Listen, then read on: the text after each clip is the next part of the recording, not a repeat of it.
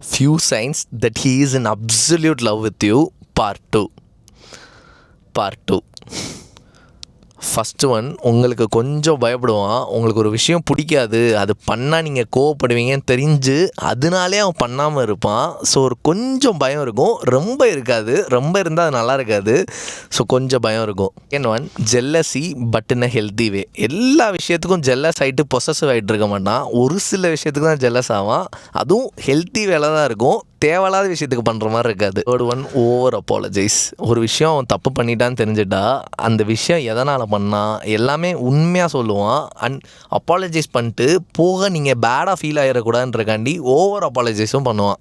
Fourth one, உங்கள் லைஃப்பில் நடந்த எல்லா இம்பார்ட்டன்ட் டேட்ஸையும் ஞாபகம் வச்சுருப்பான். எக்ஸாம்பிளுக்கு உங்கள் பர்த்டே, இல்லை உங்கள் சிஸ்டரோட பர்த்டே, உங்கள் லைஃப்பில் ஏதாவது ஒரு இம்பார்ட்டன்ட் டேட் நடந்திருக்கும்ல, அது எல்லாமே அவன் ஞாபகம் வச்சுருப்பான்.